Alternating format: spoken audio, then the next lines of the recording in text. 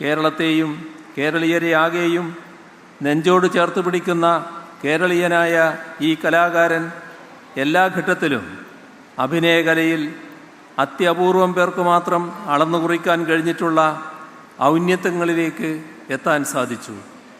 ഈ അഭിനയ പ്രതിഭയ്ക്ക് ശ്രീകുമാരൻ തമ്പിയുടെ നാമധേയത്തിലുള്ള പുരസ്കാരം നൽകുന്നത് അർഹതയ്ക്കുള്ള അംഗീകാരമായി തിളങ്ങി നിൽക്കും.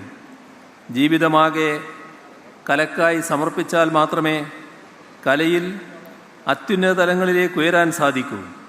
കലാരംഗത്തേക്ക് കടക്കുന്ന പുതുതലമുറക്കാർക്ക് ഈ സന്ദേശം പകർന്നു നൽകുന്ന ജീവിതത്തിൻ്റെ ഉടമകളാണ് ശ്രീകുമാരൻ തമ്പിയും മോഹൻലാലും. ചലച്ചിത്രം ഈ കാലത്തിൻ്റെ ഏറ്റവും വലിയ ജനകീയ മാധ്യമമാണ്. ഇത്ര ശക്തമായും വിപുലമായും മറ്റേതെങ്കിലും ഒരു കല ഇന്ന് ജനങ്ങളെ സ്വാധീനിക്കുന്നു എന്ന് പറയാനാവില്ല.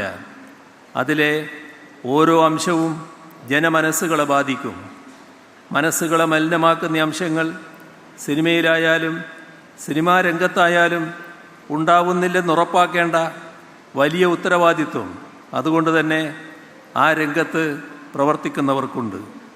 ജനങ്ങൾ നൽകുന്ന വലിയ സ്നേഹവും ആരാധനയുമൊക്കെ അവർക്ക് ധാർമ്മിക മൂല്യങ്ങൾ പകർന്നു കൊടുക്കുന്ന തരത്തിൽ തിരിച്ചു കൊടുക്കാനുള്ള ചുമതലയും കടമയും ഉത്തരവാദിത്വവും ഉണ്ടെന്ന് അർത്ഥം.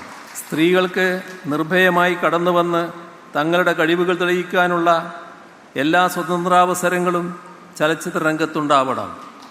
കലാകാരികളുടെ മുൻപിൽ ഒരുവിധ ഉപാധികളും ഉണ്ടാവരുത്. കലേതരമായ ഒരു വ്യവസ്ഥയും ഉണ്ടാവരുത്.